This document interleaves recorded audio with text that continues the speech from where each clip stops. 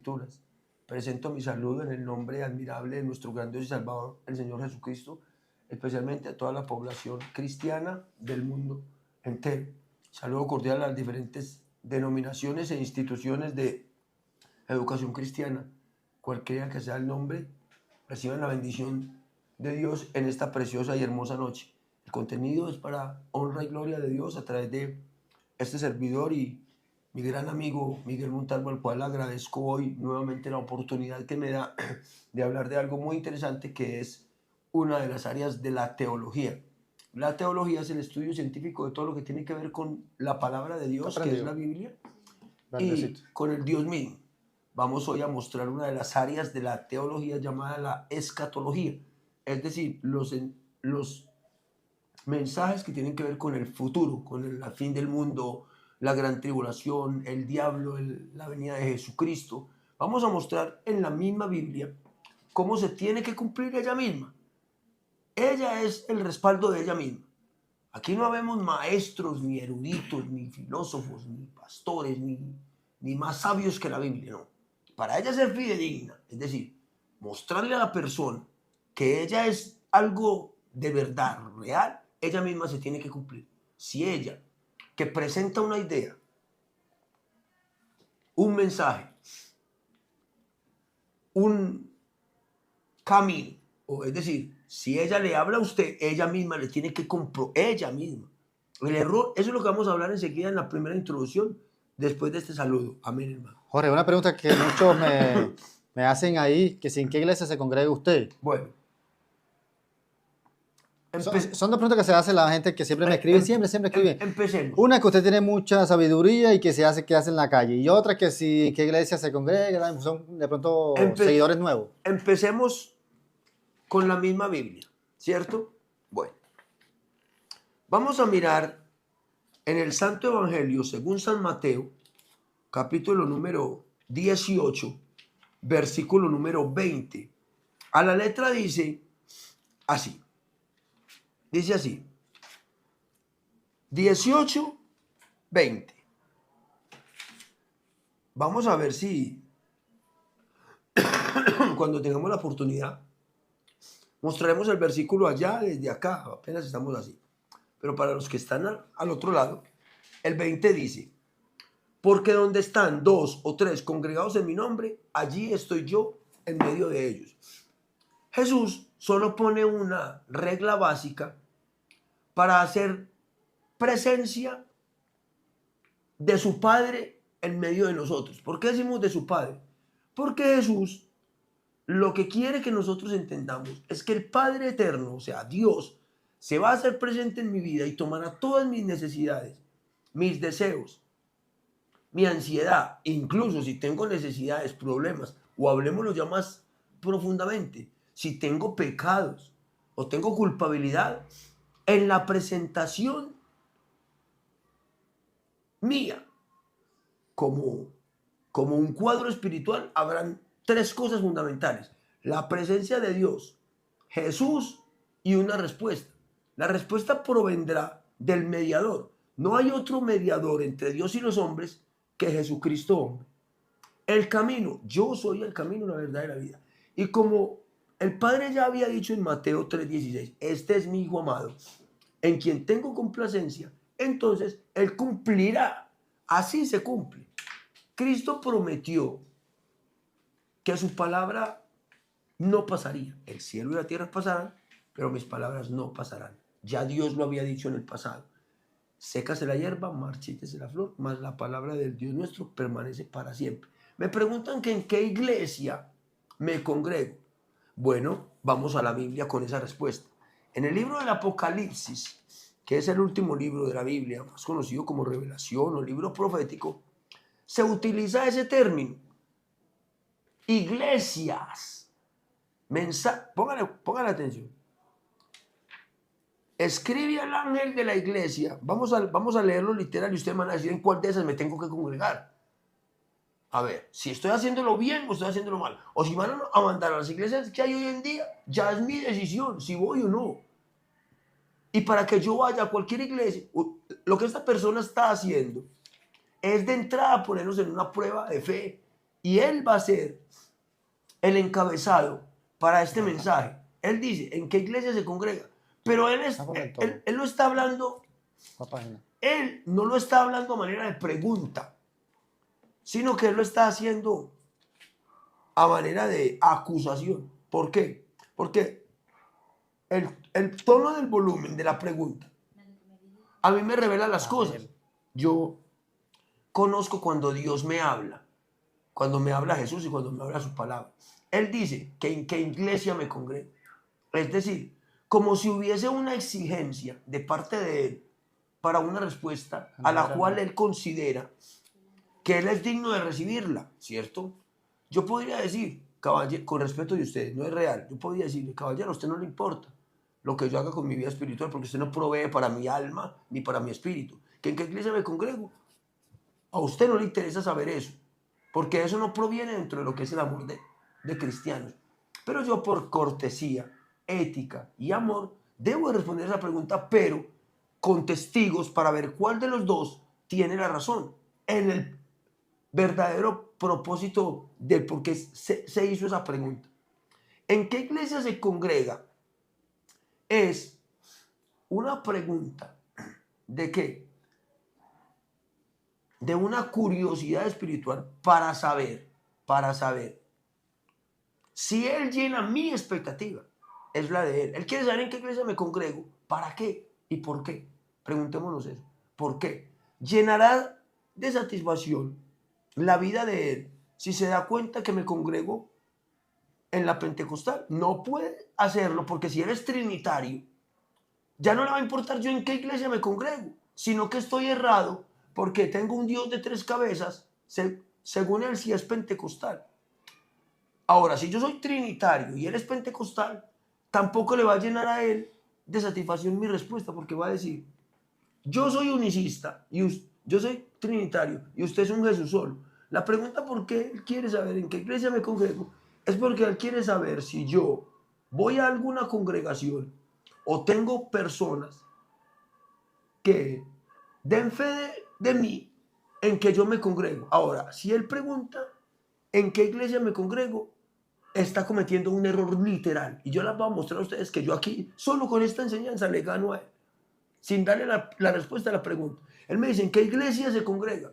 Ahora preguntémosle a él, es que ¿cuántas iglesias hay? Si hay una sola iglesia, hay un solo cuerpo de Cristo. Y no tiene que ver con el muro, ni con el cemento, ni con los adobes. Dios no habita en templos de manos hechos por hombres.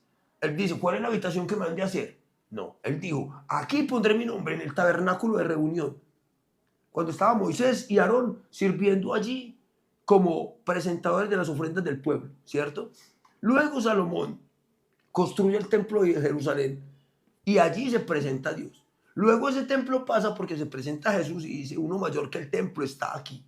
Y el templo se había corrompido porque lo habían convertido en una cueva de ladrones y Jesús hizo un azote de cuerdas y los echó a todos debido a su irresponsabilidad de fe y espiritual, que habían convertido la casa de mi padre en cueva de ladrones. Habían convertido ese templo en cueva de ladrones, de fariseos, hipócritas, generación de víboras. Más adelantico ya él se revela y dice, yo soy el camino, la verdad y la vida. Y en Mateo 16 da la revelación literal de la iglesia. Dice, tú eres Pedro, y sobre esta roca edificaré mi iglesia, y las puertas del Hades o del infierno no prevalecerán contra ella. Al caballero que hace la pregunta es, Jesús dice, sobre esta roca edificaré mi iglesia, y las puertas del Hades, perdón, no prevalecerán contra ella. Entonces, caballero, ahora sí voy a tener la cortesía de responder. Usted me pregunta y me dice que en cuál iglesia me congrego. Lo primero que yo debo hacer es ver en la Biblia cuál es la iglesia a la que yo debo ir. Jesús dijo, esta es mi iglesia. Y como yo soy la vid, mi padre es el labrador y vosotros sois los pámpanos, y pueblo suyo somos y ovejas de su prado. Y según nos escogió en él antes de la fundación del mundo, y nos bendijo con toda bendición espiritual en lugares celestiales en Cristo. Y no depende del que quiere ni el que corre, sino de Dios que tiene misericordia. Con esta le respondo. Jesús dijo, no me elegiste vosotros a mí, sino que yo os elegí a vosotros y os he puesto para que vayáis y lleváis y tengáis mucho fruto. Usted puede jactarse, con respeto se lo digo, al hacer nombre literal de su congregación, porque no es la iglesia. Y decir, la iglesia, dice usted, la iglesia Pentecostal Unida de Colombia, la iglesia, Movimiento Misionero Mundial, usted mismo se está comprometiendo con la humanidad, porque al decir que, le voy a ver así, vean, los pentecostales, trinitarios, mormones, adventistas, testigos de Jehová, Centro de Fe y Esperanza, Movimiento Misionero, Iglesia Ministerial de Jesucristo, Piraquive, Centro de Fe y Esperanza, Bethesda, la Iglesia Católica, todos esos movimientos se creen y consideran que son iglesias. Ahí están fallando, porque están presentando la palabra iglesias donde cualquiera puede ir y hacer lo que quiera, pero no presentan a Cristo, que es la roca y que Él es la iglesia. Porque antes de ir, entre comillas, a la iglesia que usted me está invitando, tengo que pasar por la verdadera iglesia que es Cristo. Sin un nuevo nacimiento, sin un bautismo por el Espíritu Santo, si no hay un arrepentimiento genuino, una conversión verdadera, si no hay una llenura del poder del Espíritu Santo y una vida de santidad obedeciendo a Dios, amándolo y amando a mi prójimo y respetando sus sagradas escrituras, yo no pasaré jamás por la iglesia. A él de pronto le gustaría que peleáramos en esta noche y dijéramos, yo soy trinitario, para decirme, es pentecostal. No, lo que él quiere saber es por qué yo hago esto desde la calle. Eso es lo que él quiere saber y fácilmente Miguel y yo ya hemos pasado por esa pregunta miles de veces. Es lo que quiere decir en un contexto literal. Es que yo no puedo hacerlo sin ser de una iglesia. Ahora, preguntémosle a él y a Miguel. A Miguel, que es el testigo. Hermano Miguel, ¿usted cree que si yo fuera de la Iglesia Pentecostal Unida de Colombia, los pastores de allá me darían permiso de hacer lo que estoy haciendo? No me darían permiso. Entonces usted quiere que sea pentecostal, donde ellos mismos me van a sujetar a una disciplina a la cual me van a prohibir hablar, porque allá hablan, son ellos. Esto es una iglesia, no, nosotros tenemos. Espere que siga lo decimos. Los pastores pentecostales, lo primero que harían sería decirme, hermano Jorge, aquí los que enseñamos somos nosotros. Usted habla de temas de diezmos y de cosas profundas, así que aquí no hace. Ahora, llame a la Iglesia Pentecostal Unida de Colombia y pregúntele, ¿este jovencito es miembro de allá? Le van a decir, no, aquí él no tiene membresía. ¿Por qué? Porque él aquí no aparece como uno de los servidores de aquí, sujeto a las normas de aquí. O sea que este hombre, me voy para allá. Bueno, llamen a Enrique Gómez, a Bethesda. Don Enrique Gómez, queremos hacerle la pregunta si Jorge, el teólogo de la calle, pertenece a Bethesda. También van a decir, no señor, ese hombre no pertenece aquí. Llame a las 100 iglesias que usted quiera en este momento y pídales fe de mí. A ver si me aceptan. Usted me dice que en cuál me congrego. ¿Usted quiere que yo vaya a una iglesia? No me reciben, hermano, no me aceptan. Dado el aspecto característico de 300 videos míos que hay por el mundo entero, en el cual he tratado cosas que nunca se habían tratado. Hemos hablado de las cosas más profundas de un ser humano desde el punto de vista de la herejía, de la blasfemia, de la falsa enseñanza. Hemos hablado de lobos vestidos de ovejas. Si usted quiere que yo me congregue ahora, usted no sabe lo que está haciendo. Porque usted me dice que en cuál iglesia, o sea que es porque usted, según usted, tiene la revelación de cuál es la iglesia. Según usted, pero yo tengo la revelación de la verdadera iglesia. La verdadera iglesia es Jesús. Y aquí me pone él que hayan dos en mi nombre para él estar. Yo solo necesito la presencia de Cristo en mi vida, que es el único que puede ver más allá de mi vida y mi corazón y saber qué necesito y me lo quita. Es Él, no es el pastorado, no son los diáconos, no son los líderes y los servidores de las congregaciones los que van a ejercer el camino de la transformación de una persona. Quien tiene una necesidad, Dios, es el primero. Porque cuando usted se acuesta a dormir, Dios investiga su conciencia y se da cuenta usted que necesita y Él lo ayuda. Él lo que quiere es que yo le diga en cuál iglesia de las actuales me congrego. ¿Para qué? Para él poder justificar que yo no soy una rueda suelta según él. según él, y que lo que estoy haciendo no es legal porque no estoy en una iglesia. O sea, que lo que quiere decir él es que un pastor de cualquier parte tiene que supervisar lo que yo hago. Es decir, que yo tengo que estar sujeto a una iglesia. Digámosle a este señor, listo, yo voy a una iglesia. O sea que si yo le digo el nombre de una iglesia, tengo que decirle el nombre del hombre que me lidera a mí y que aprobó esto. Y no hay ninguno que se atreva a responder por lo que yo soy en las redes sociales, ninguno. Entonces, él lo que está haciendo con esto es crear un campo de confusión en todos los que escuchan, para ver si yo soy una rueda suelta, un desobediente, porque no voy a una congregación en la tierra a testificar que yo sí hago membresía de un establecimiento religioso. Ahora a usted, caballero, le pregunto, que dice que en cuál iglesia me congrego yo. Si yo le dijera a usted que soy pentecostal, usted estaría de acuerdo, pero sería comprometer al pastorado pentecostal con lo que yo soy. Y ellos nunca van a... Vean, llame a cualquier pastor de cualquier iglesia y pregúntele si alguno de ellos autorizó que a esta hora de la noche, 8, 9 de la noche, yo esté haciendo esto en vivo. Si yo digo que a mí me mandó tal iglesia, investigan y se dan cuenta que es un robo a derecho de autor de esa iglesia, al logo de esa iglesia. Si digo aquí que vengo en nombre de los pentecostales, por ser pentecostales me pueden demandar al decir la palabra pentecostal. Porque dicen, un joven fue a dar un mensaje en nombre de nuestra iglesia y aquí tenemos la evidencia y demandamos eso. Uno, con que le quiten la oportunidad de que use nombres para hacer lo que él hace. Ahora, yo lo hago porque uso el nombre de Jesús y si quiere, pues póngale a Jesús la demanda. Ahora tengo preguntita por usted. ¿Que los cristianos son antes o después de Jesucristo? Vea.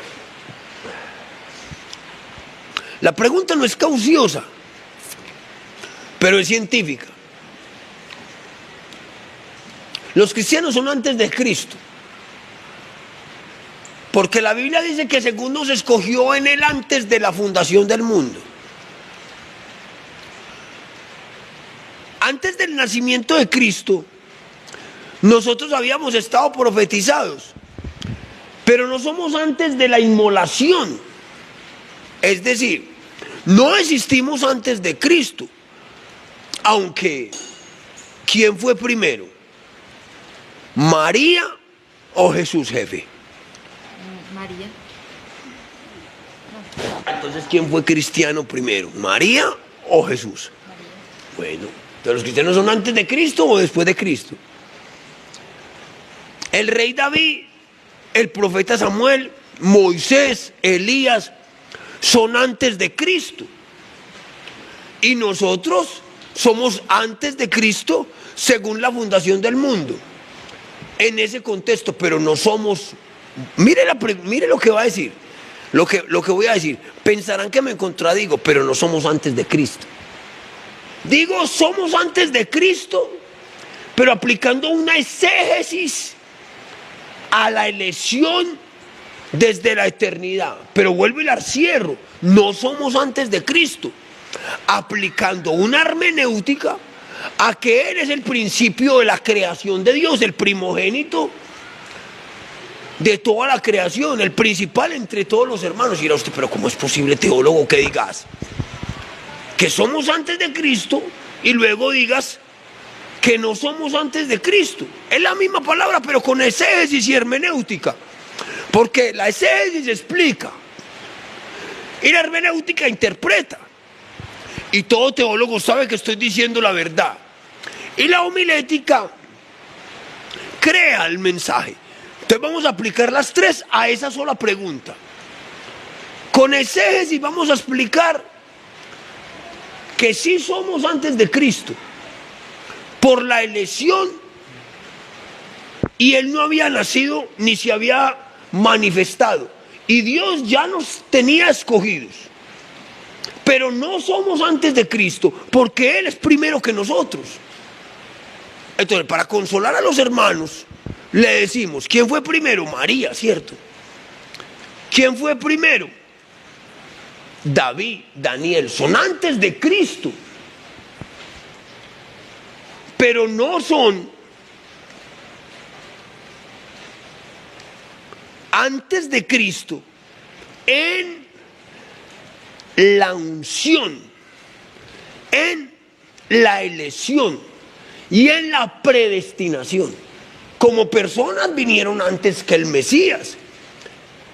Y se puede decir, si son antes de Cristo, claro, pero no son antes de Cristo en la hermenéutica, en la interpretación de que Él es primero que Moisés y que todos. Él dijo, uno mayor que Salomón está aquí. Pero la respuesta que es gramatical y pedagógica para esta pregunta es sencilla. Los cristianos son después de Cristo, jefe. Muchas gracias, Jorge. Porque Cristo viene y luego nace la iglesia.